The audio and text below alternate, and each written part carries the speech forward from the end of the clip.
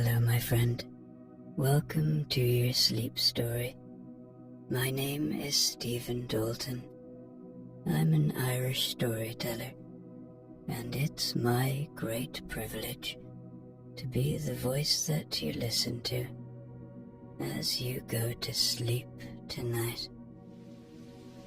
Tonight, you will visit Rome, the Eternal City, and you will find a cozy coffee shop just as it begins to rain. It's a simple story where you will read a book, a diary in fact of someone who visited there a long time ago. You will listen to a podcast all about the history of Rome, and you will read a magazine while observing those around you. You know, I visited Rome once, a long time ago, on my own, and while I was there I said to myself, I'm having a very romantic time on my own. If I meet someone within the next year, I'm going to bring them here and do all the things I've done on my own with them. Well, within that year I met my wife Rebecca, and the following year, in the exact same week, I took her to Rome and did all the same things I'd done on my own the year before. Okay, let's do the relaxation session now, which will take a few minutes before tonight's sleep story. I'm going to count down from 10 to 1. And as I do, allow yourself to let go more and more. 10. Feel the support of the bed beneath you, or the floor, or whatever you lie upon tonight. And beneath what you lie upon, feel a deeper support, a constant support, the support of the earth, the support of our planet. Hands,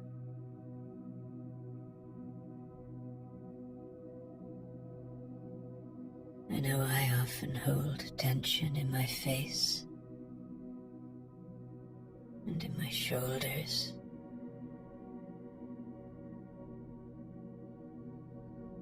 Just to see if you can soften a little now.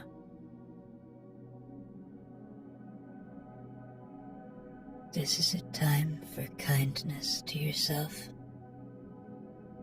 and to your body.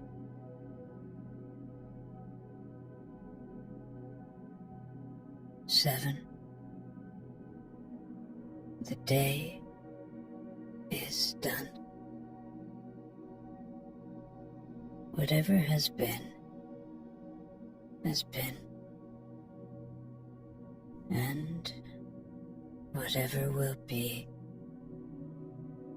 will be.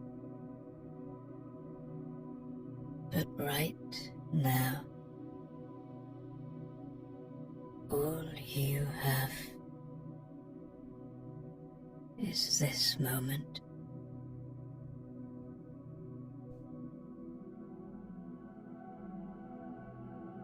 Your thoughts can't change what has gone before.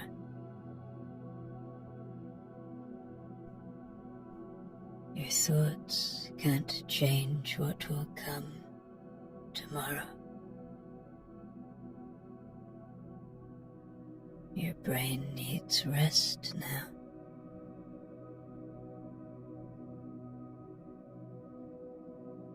So as thoughts come and go, don't fight them, but don't hold on to them either. When they arrive, see them. And then watch them float away like leaves on a moonlit river, or clouds passing through a starlit sky.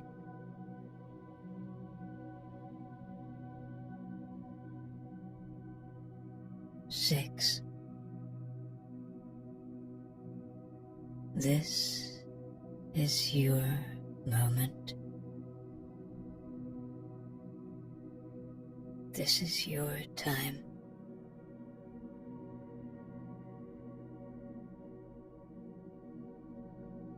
You have earned this moment of kindness to yourself.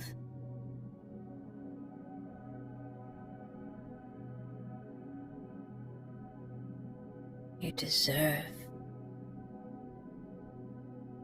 to have peace in your life.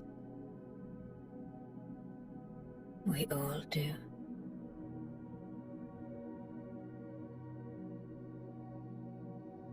So as you become aware of that fact,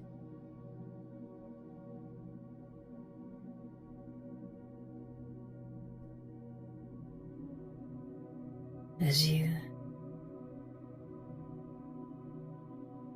understand that we all deserve peace,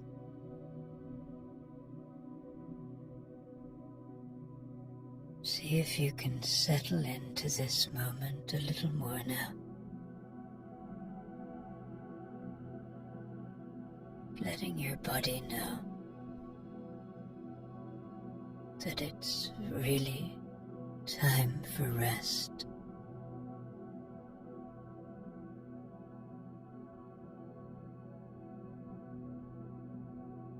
Five.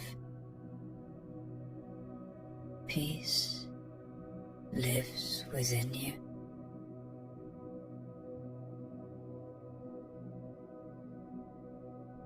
It is a constant friend, waiting to be found, waiting to be felt.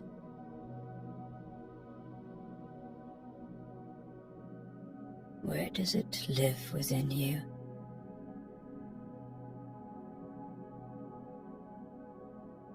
Maybe it's in your chest, or in your head, or in your heart. Just know that it's always there. And tonight, for any more holding on,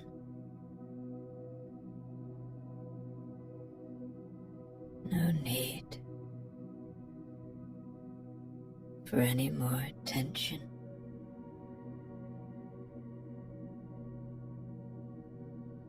Your body has worked hard for you today.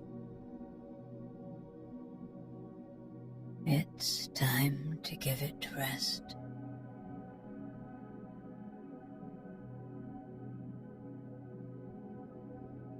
And one. Completely letting go now. As I tell you tonight's sleep story.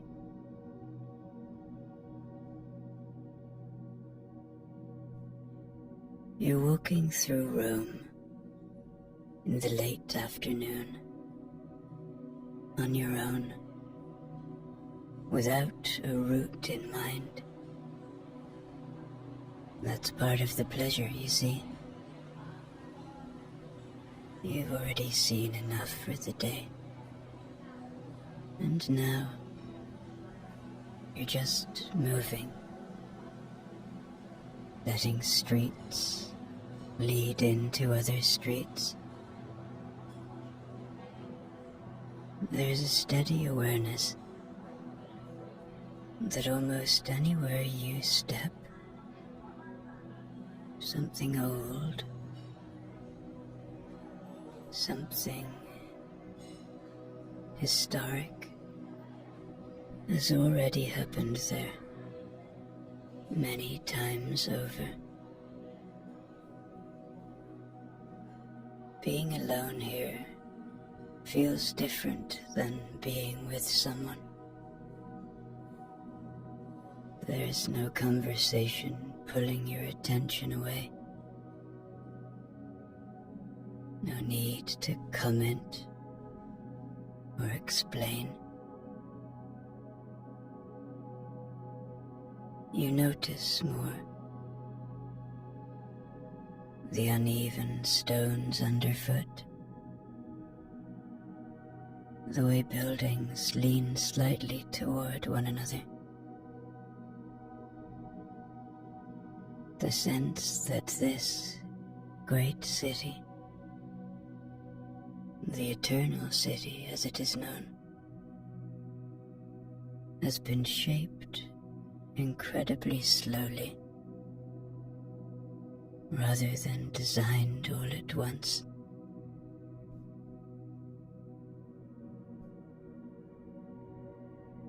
As you walk, you become more aware of time. Not the time on your watch,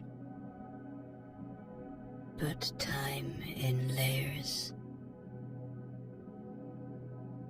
Centuries stacked quietly beneath the present moment.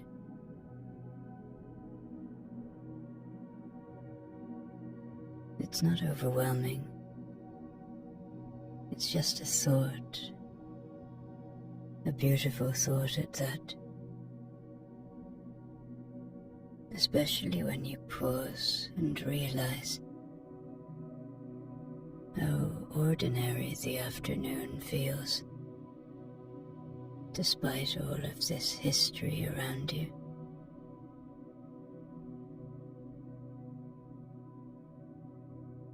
The rain begins slowly, gently,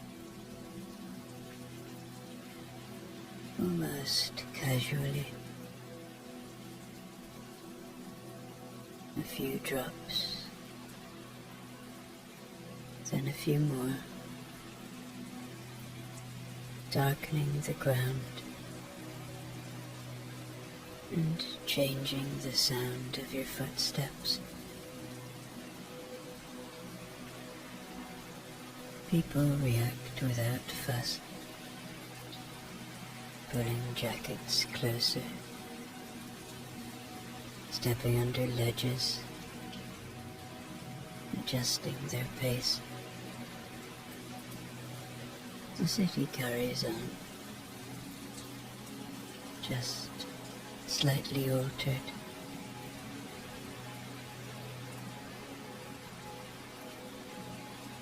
You find yourself near the Colosseum.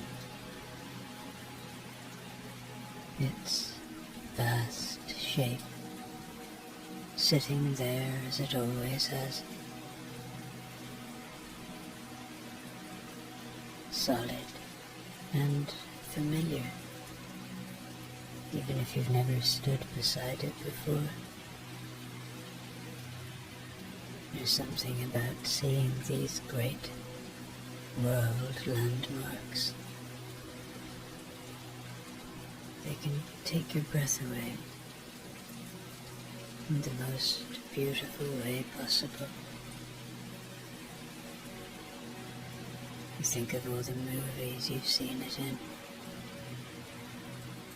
all of the millions of people, over hundreds and thousands of years, who've walked through those arches. people from all sorts of different histories, different periods in time. You take it in quietly. You breathe it in.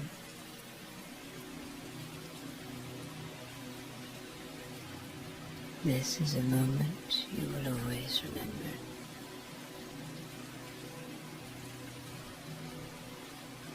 Not far away, down a smaller street, you notice a coffee shop. It doesn't announce itself loudly. It's simply there, offering warmth and light, and a place to stop for a while. You step inside without overthinking it. The shift is immediate. Dry air, a steady calm. The rain now lives outside the window instead of on your shoulders. The person behind the counter greets you in an easy, natural way. And when your warm drink arrives, maybe it's a coffee, maybe it's a hot chocolate, that's your choice. Either way, it feels like exactly what you needed, even if you hadn't realized it yet.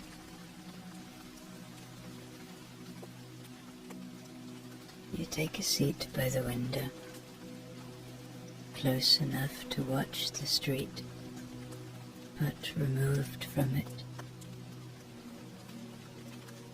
The Colosseum isn't visible from here,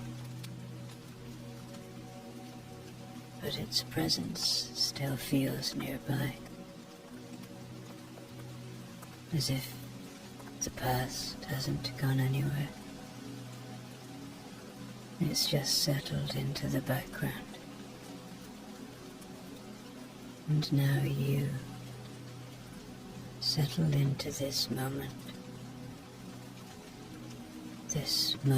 of deep calm, a moment just for you.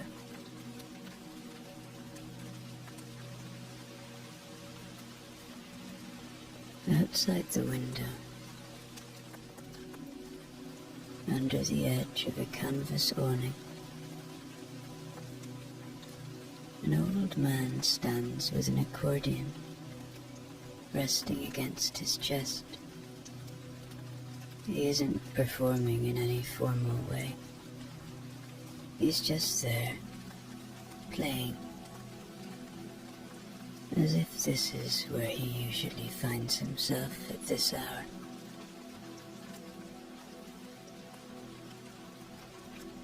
His hands move steadily, without hurry.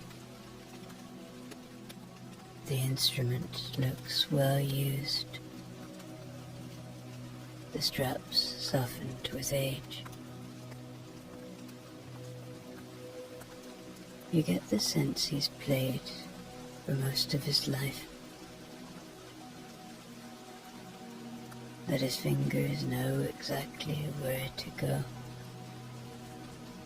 without him needing to think about it.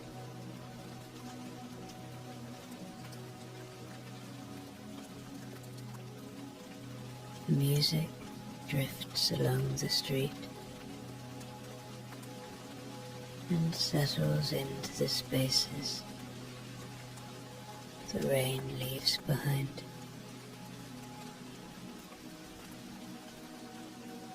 He has a calm face, kind eyes, the sort of expression that comes from having seen enough days pass to stop expecting anything dramatic from them.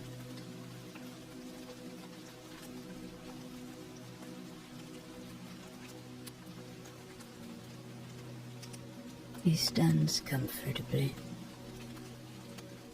feet planted, shoulders relaxed,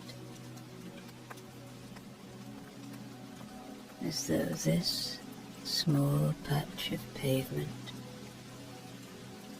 belongs to him for the moment.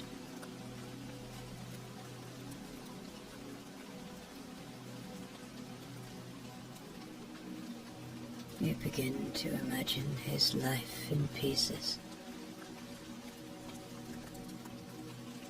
A modest apartment somewhere nearby. A routine he's followed for years. Mornings that start early. Familiar streets. The same cafes, the same neighbors, a life that hasn't reached very far, but has gone deep enough to feel complete.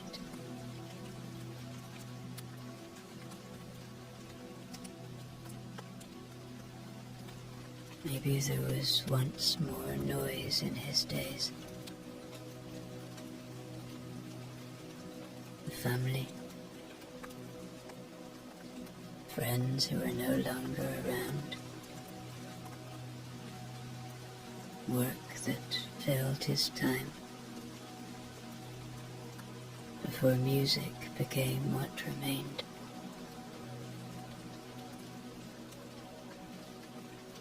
Maybe it was always like this, simple and steady with room to breathe.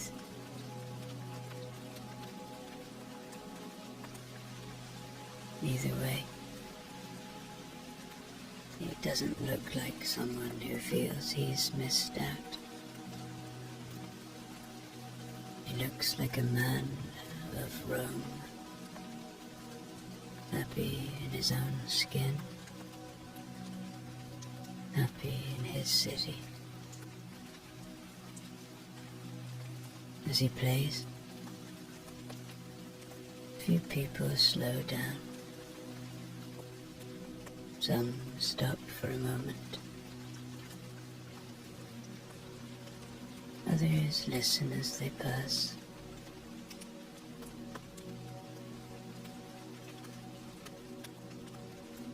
Watching him, maybe you feel something settle. The sense that a life doesn't have to be crowded to be full. That it can be simple.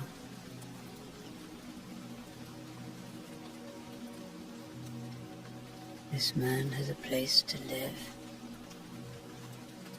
He can do something with his hands. Even when it's raining, he can make a living.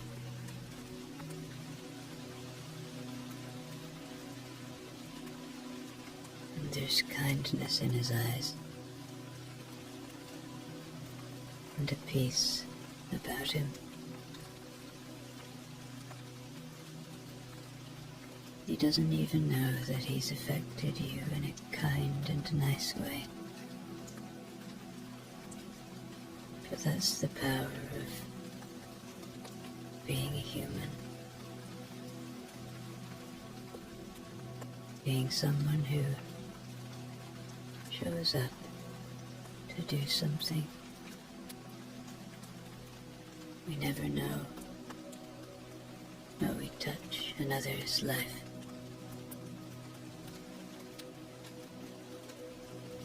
You sit back for a moment now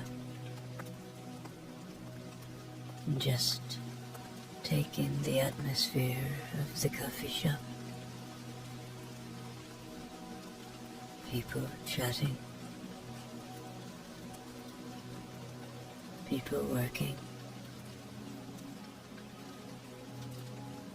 There's something very special about this place. There's a kind of complicity amongst all of you in this room. No one's too loud. No one's on their phone.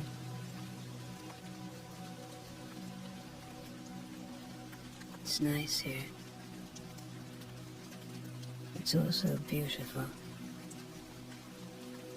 with lots of mismatched furniture, old antiques, beautiful paintings on the wall,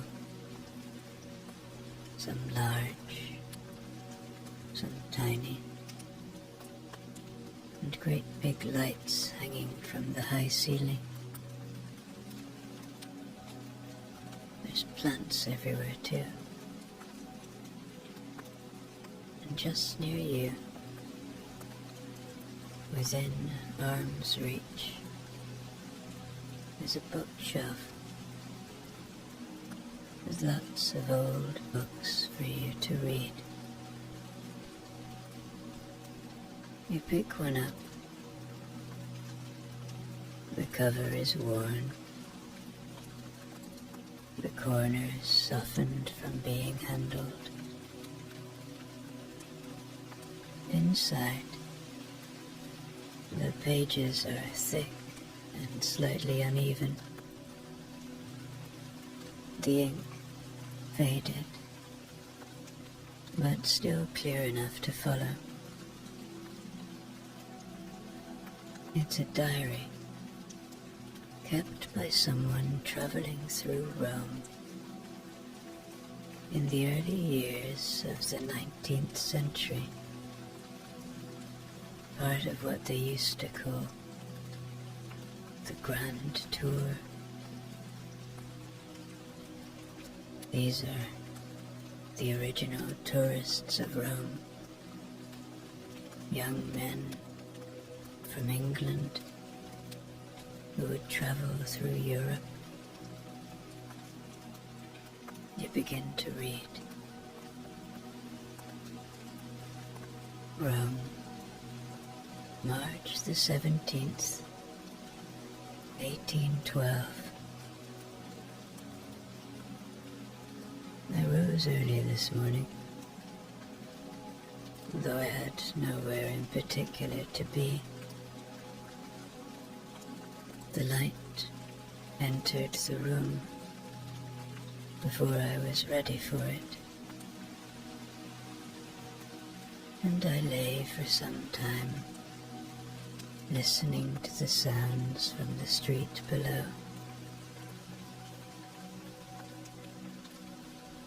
Carts passed, voices called out. Somewhere nearby, a bell rang, though I could not tell from where.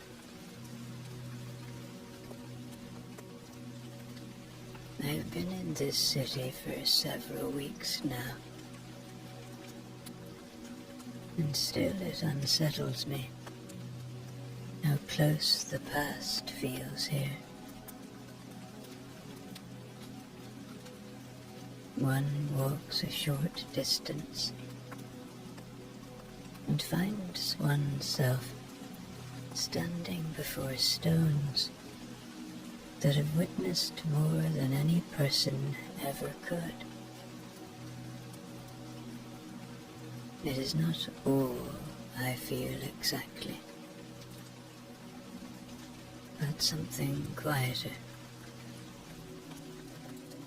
A sense of being very temporary.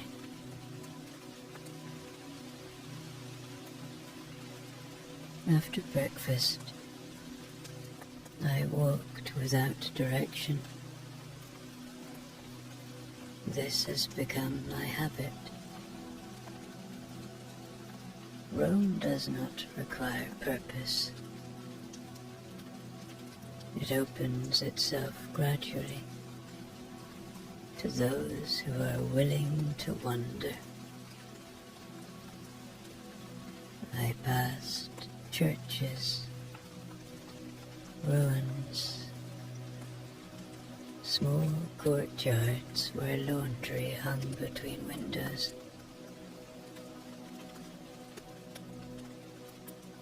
I saw men at work, repairing walls that looked as though they had already stood for centuries.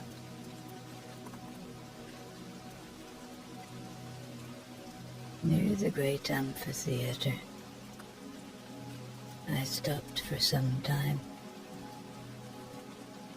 The structure is immense,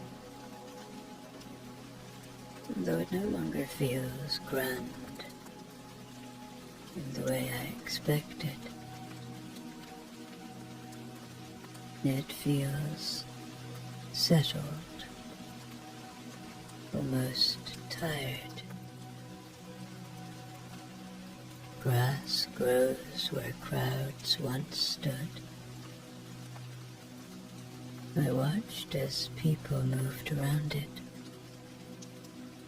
living their ordinary lives in its shadow. And I realized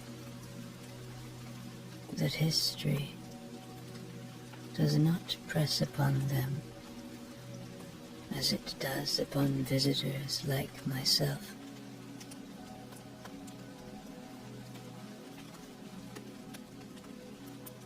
Later,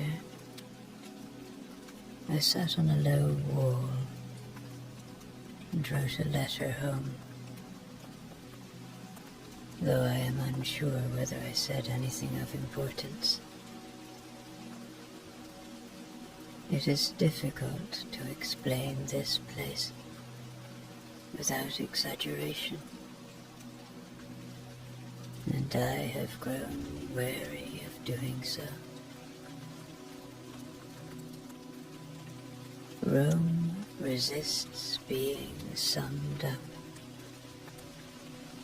It prefers to be lived with, slowly.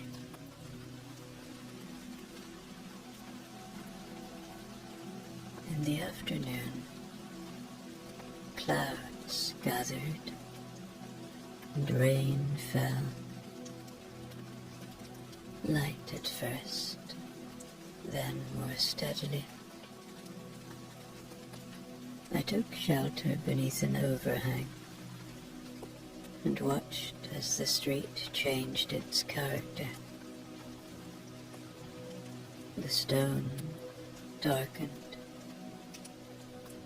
Footsteps sounded louder. People drew closer together.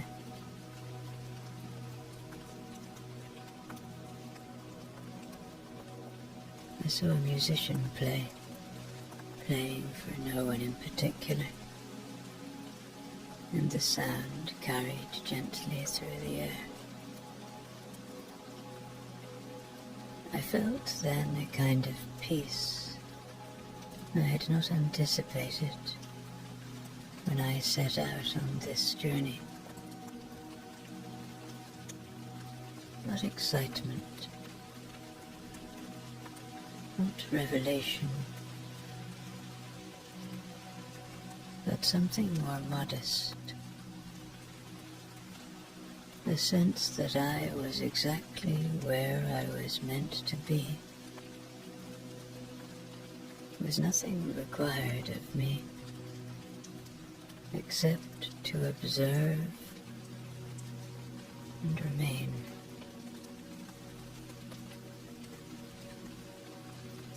I have spent much of my life believing that happiness would announce itself clearly, that it would arrive with certainty and remain. Now I suspect it is quieter than that.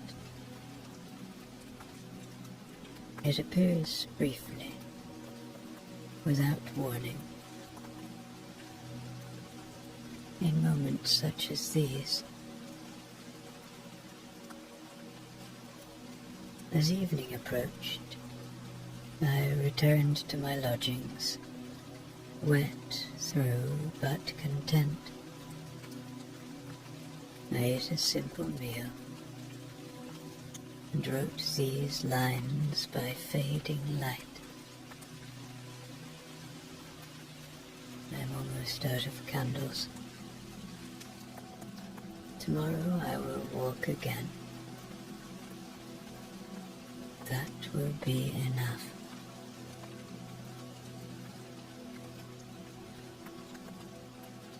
You close the book gently and let your hand rest on the cover for a moment as the rain continues outside and as the cafe stays warm around you.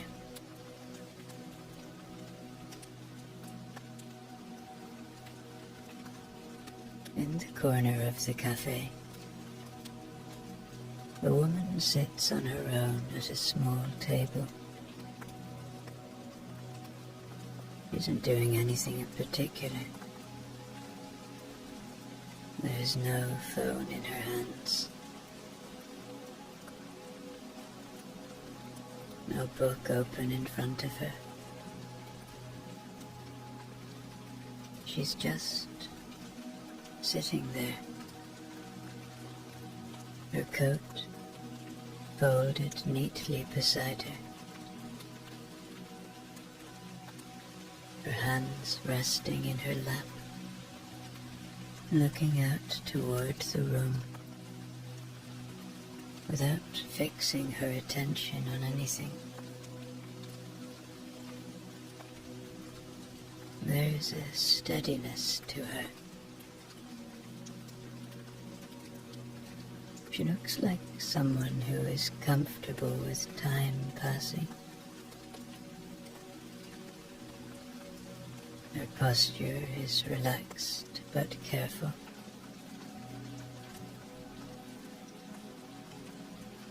As if she's learned how to sit with herself over many years.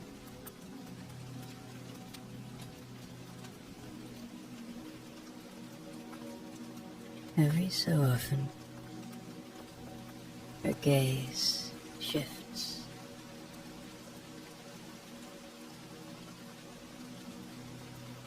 She looks around, and when her eyes lift, you can see they carry a beautiful depth. You find yourself watching her without meaning to. There's nothing striking about what she's doing, and yet she holds your attention.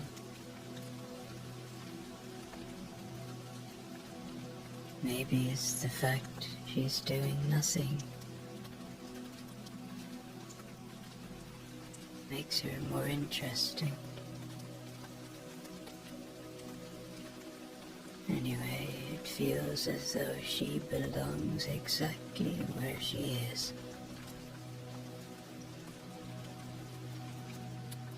You begin to imagine her life. Perhaps she lives nearby, in one of the surrounding streets.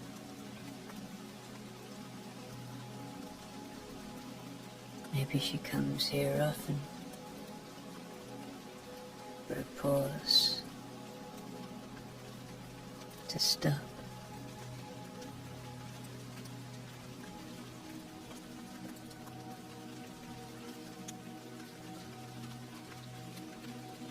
Looking at her, you feel you're seeing Rome as it is today.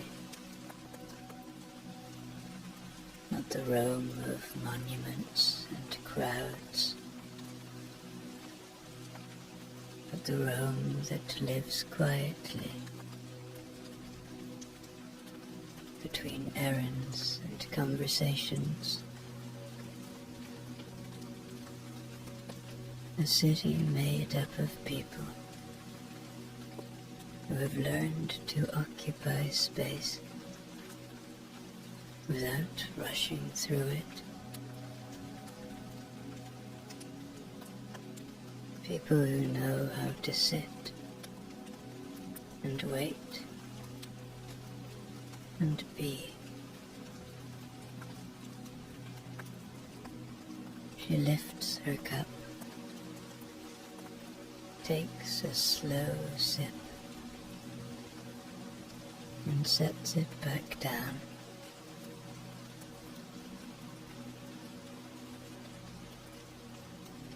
Now, you settle back in your chair, and you put one earbud in, and you pick a podcast about the history of Rome to listen to. You press play and close your eyes. The host of the podcast starts to speak.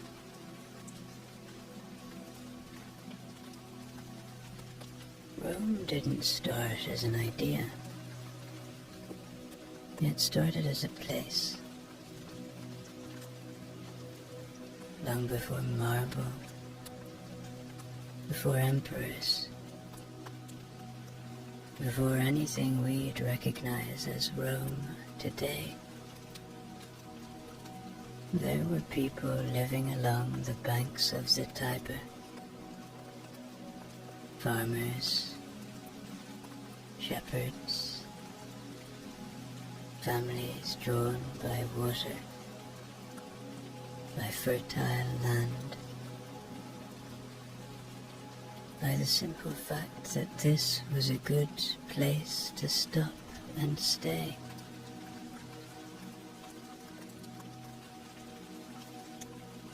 Legend tells us about Romulus and Remus, raised by a wolf, one brother killing the other to found a city.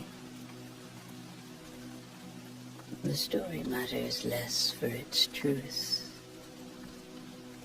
and for what it says about Rome itself. From the very beginning, Rome understood power, conflict, survival. It understood that cities are born from struggle as much as from hope.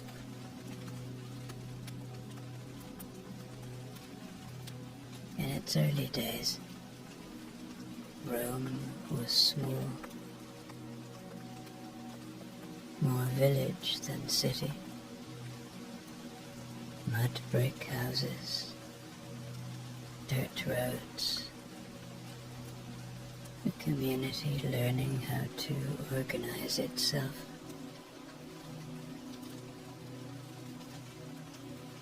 Kings ruled at first, then were cast out, replaced by a republic built on shared power, law, and fierce debate. Rome learned early how to argue with itself and how to endure. As centuries passed, Rome expanded, slowly at first, then relentlessly. It absorbed neighboring towns, then regions, then entire peoples. Roads were laid, Aqueducts carried water across miles of countryside. Law became one of Rome's great legacies. Rules that outlasted the people who wrote them. The Republic eventually gave way to empire. Power gathered into fewer hands. Names like Caesar, Augustus, Trajan still echo today. Not because they were perfect rulers, but because they shaped a world.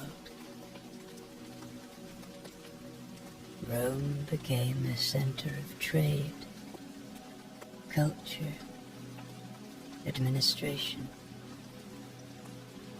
People from across Europe, North Africa, and the Near East passed through these streets.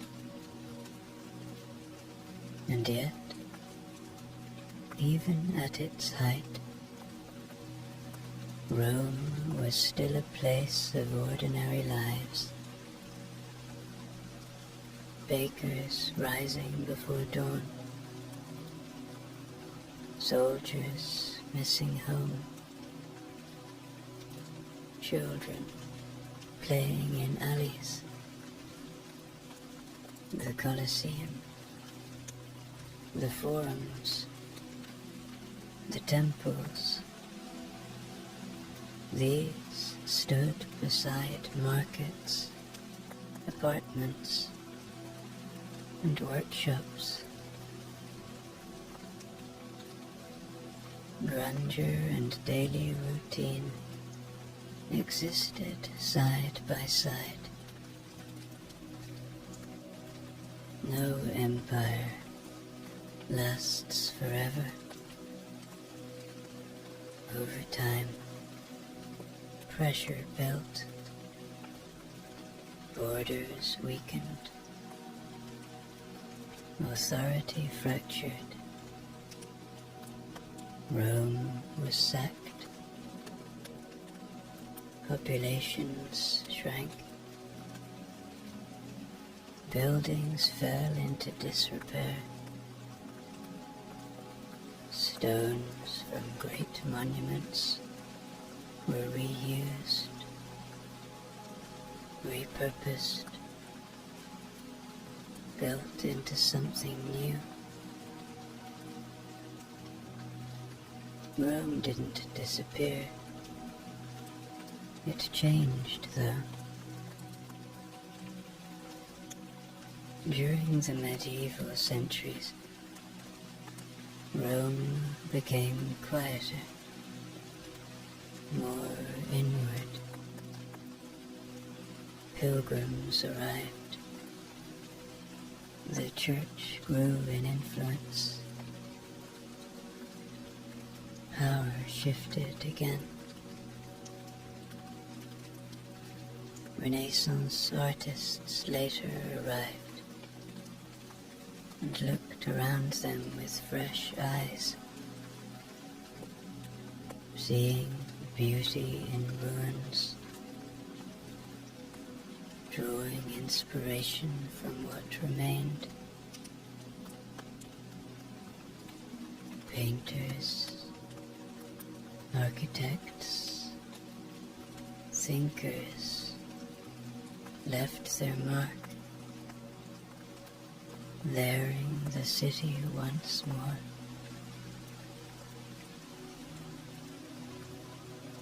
By the time travelers began arriving on the Grand Tour, Rome had already lived many lives. It had learned to carry them all at once. Visitors came seeking education, culture, meaning, Some stayed weeks, some stayed years. Many wrote, as we still do, trying to explain what it felt like to be here.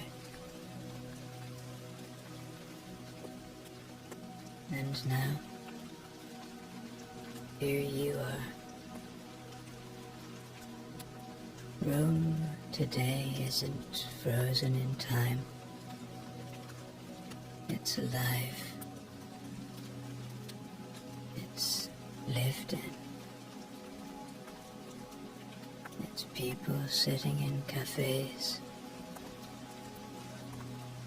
It's people going to school, to work, living the city life. It's ancient stone beside modern lives.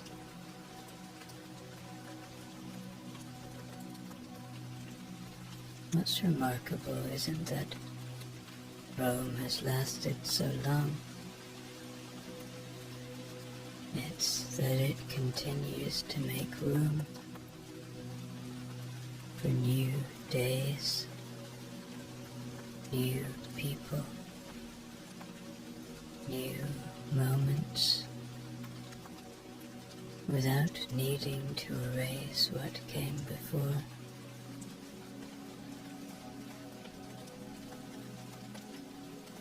The podcast fades gently.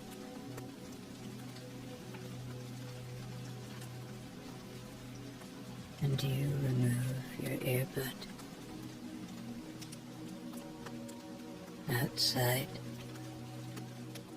the rain still falls. Inside, the cafe feels steady and warm,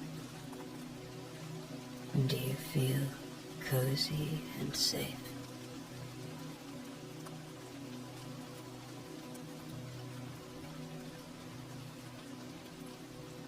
Now you pick up a magazine. You open it on a page that has an article called 10 Things to Do in Rome.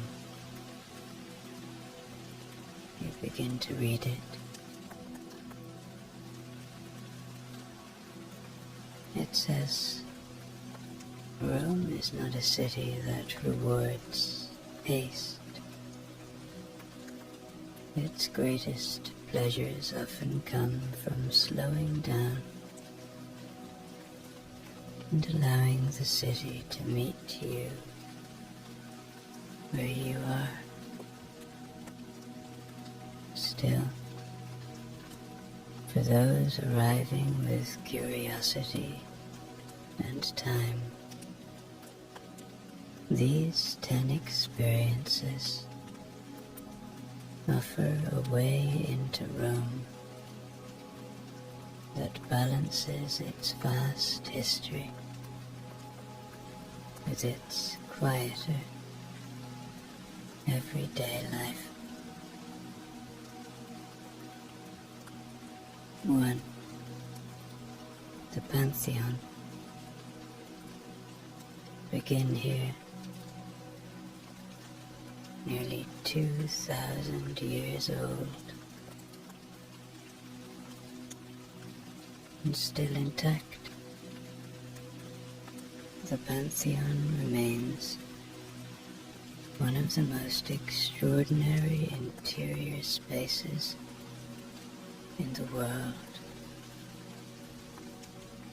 Step inside and stand beneath the open oculus, where light and sometimes rain falls directly into the building. It is a place that invites stillness, even on busy days.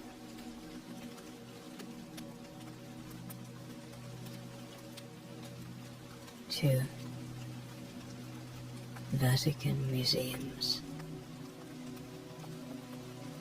Set aside several hours and resist the urge to rush. The museums unfold slowly, room after room, carrying you through centuries of art, maps, sculpture, and story. By the time you reach the Sistine Chapel, you may find yourself less inclined to analyze and more inclined simply to look.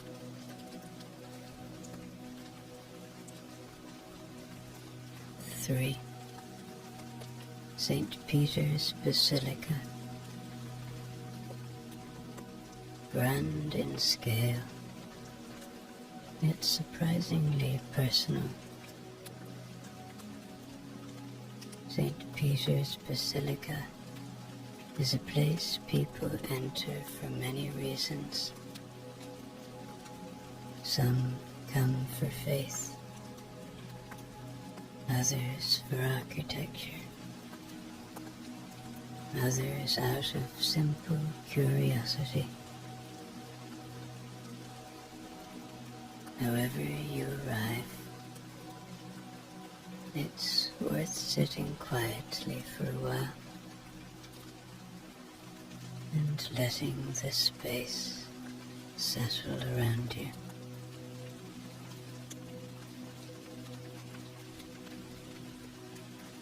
4. The Colosseum. Rather than heading straight inside, take time to walk around it, seen from different angles, especially later in the day. The Colosseum feels less like a monument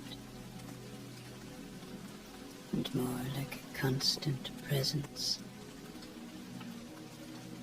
something the city has grown around rather than away from.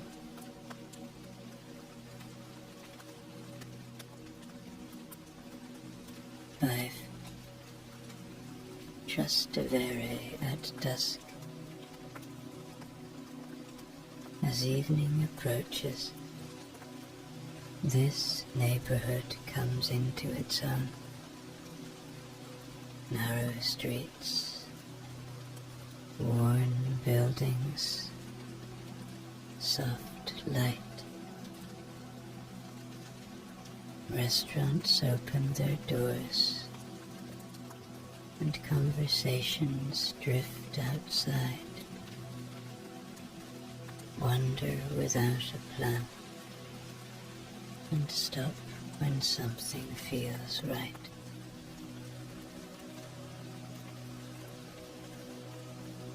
Six. Coffee at the bar. In Rome, coffee is quick and uncomplicated. Stand at the counter, order simply, drink it while it's hot, and move on. It's less about lingering and more about taking part in a daily rhythm that hasn't changed much over time.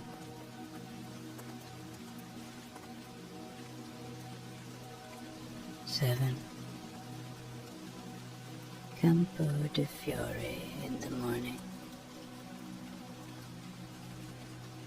Arrive early, before the square fills. Vendors arrange produce. Locals pass through on their way to work. and the city feels briefly practical and unadorned. It's Rome at its most ordinary and most revealing. 8. The Appian Way. Just beyond the center, this ancient road offers space and quiet. Walk along the old stones and notice how quickly the noise of the city fades. It's a reminder that Rome has always extended beyond its busiest streets.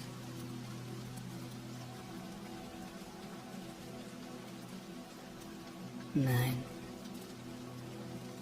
A small, unplanned church.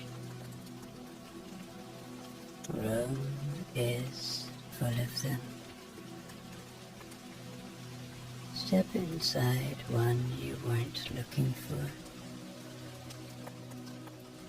Sit down. Notice the cool air, the subdued light, the sense of pause. 10. Doing very little at all. Find a cafe, a bench, or a low wall. Sit. Watch. Let the city pass by without trying to interpret it.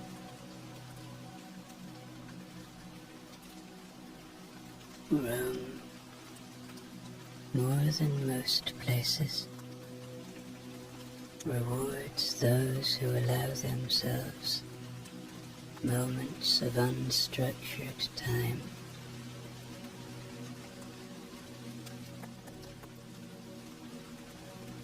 You finish reading the article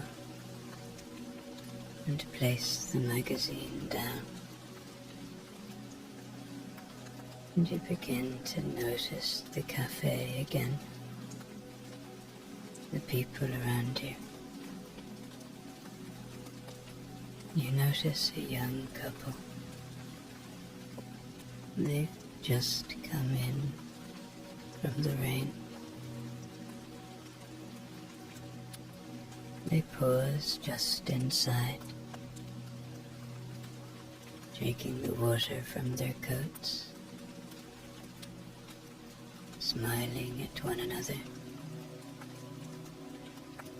in a way that doesn't ask to be seen. It feels private, even though they're in a public place.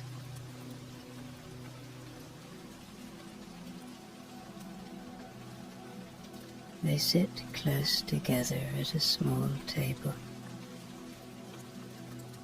knees almost touching. One of them says something quietly, and the other laughs, then leans in, resting their forehead for a moment against the other's shoulder. It's an easy closeness, unpracticed, as if they haven't learned yet to be careful with it.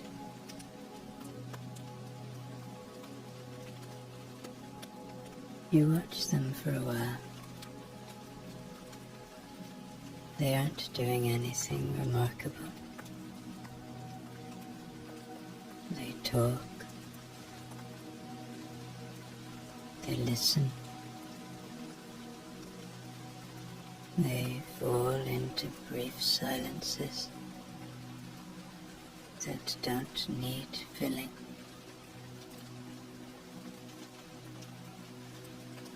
Every so often, one reaches for the other's hand without looking, and it's met straight away, without hesitation.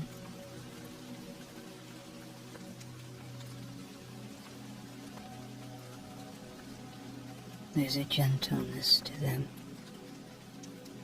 that feels new.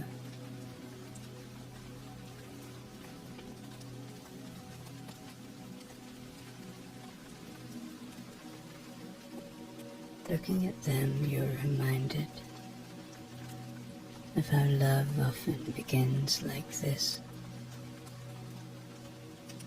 Small, unassuming, built out of shared moments rather than declarations.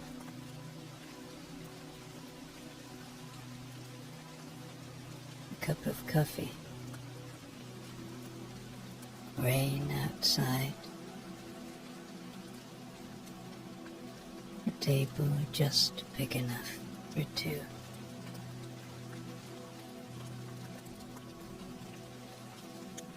They finish their drinks, stand and leave,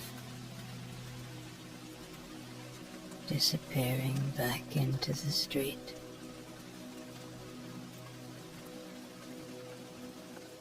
The cafe returns to its quiet rhythm,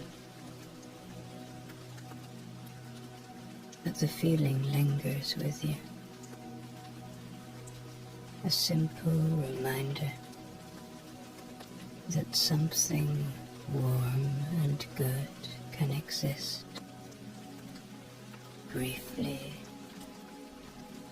and fully, without needing to last forever.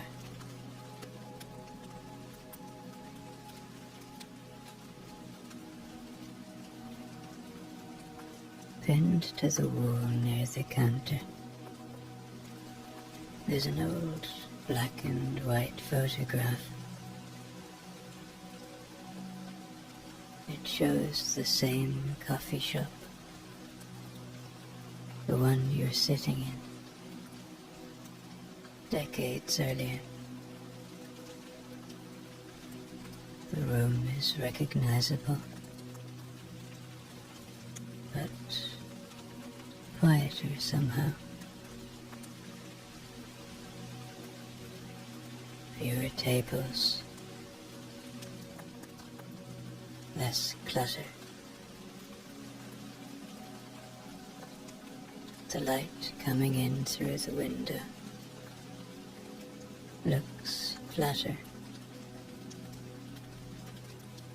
more even,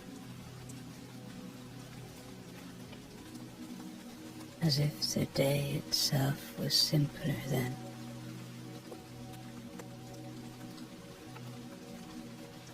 You lean in and study the faces. Men in jackets sit at the bar. One looks directly at the camera, unsmiling but calm. Another is mid-conversation, mouth slightly open, caught without knowing it. Behind the counter stands a woman who looks like she belongs there completely, as if the place would not function without her.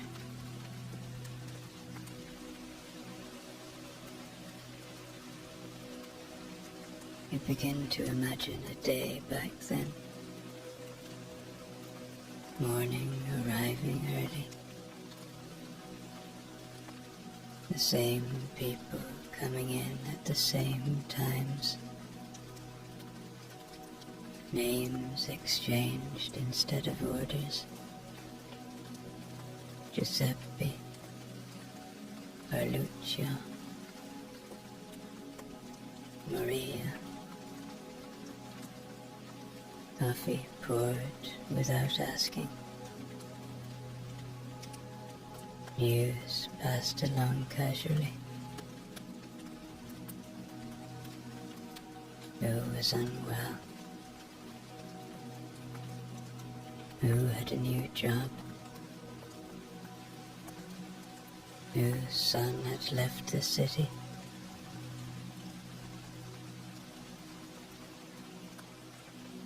In your mind, the shop opens before most of the street wakes up. Someone sweeps the floor.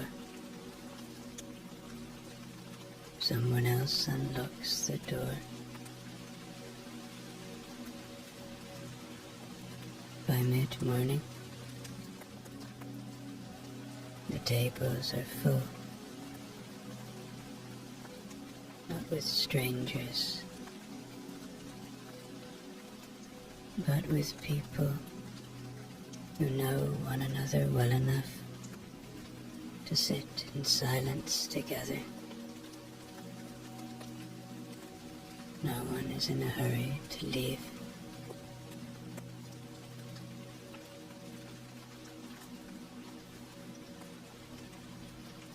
You picture Rome as it was then. Louder in some ways, quieter in others. Fewer visitors, more familiarity. Streets that felt owned by the people who lived on them.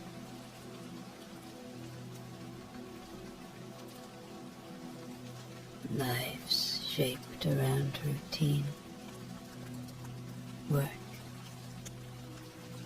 family,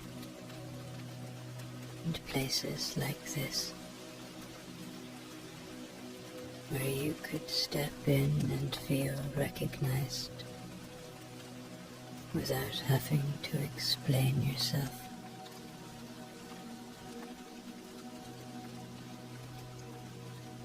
There's a warmth to the image that isn't sentimental. It comes from continuity, from knowing where you belong,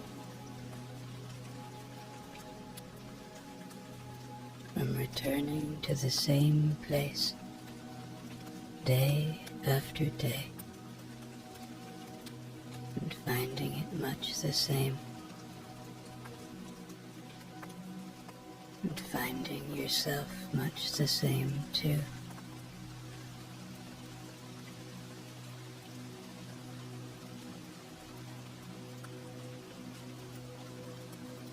You finish your drink slowly now, and there's nothing left to observe in any deliberate way. You sit back slightly, letting the chair support you, letting your shoulders drop in a way they hadn't earlier. You notice your breathing slow now. It gets deeper.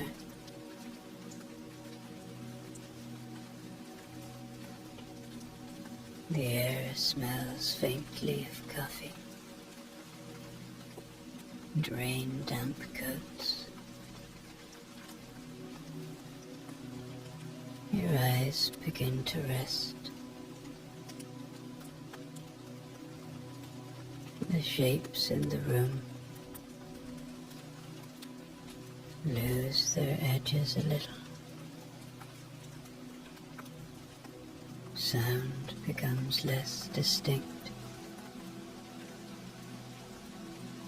Voices turning into tone. Movement into suggestion. You're still here, but you're no longer involved.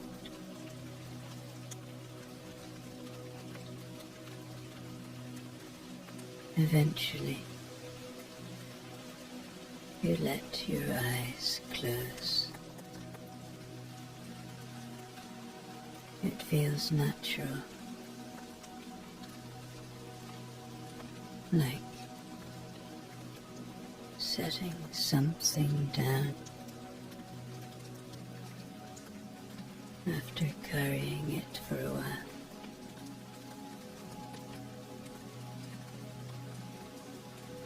The cafe continues around you, but at a distance now. It knows how to carry on without you watching.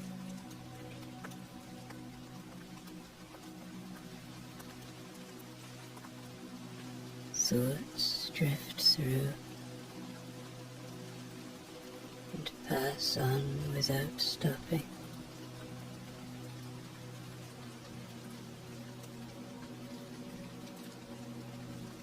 Walk through the city. The rain, the music, the photograph. They appear briefly and fade without effort.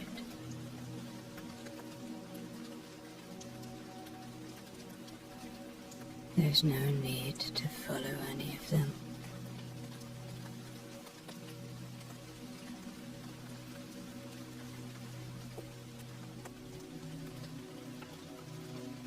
Your body settles further into the chair.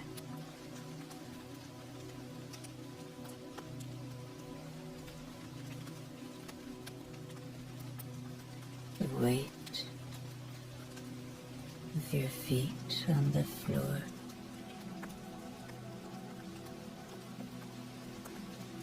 The ease in your hands.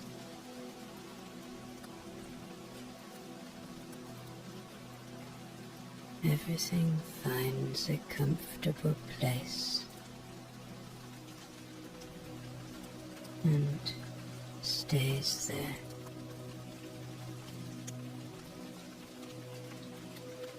Nothing feels unfinished.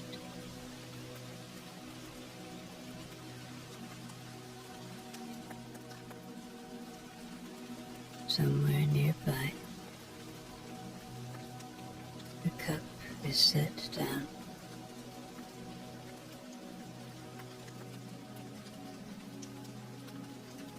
The door opens and closes. Life continues at its own pace.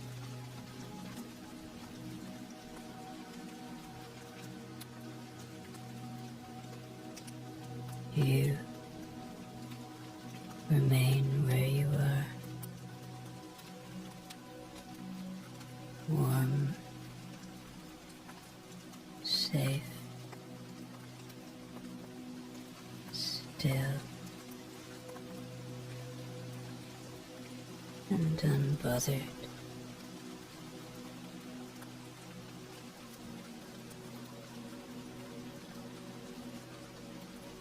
Sleep comes quietly. A little nap, perhaps, a small pause inside your Roman day.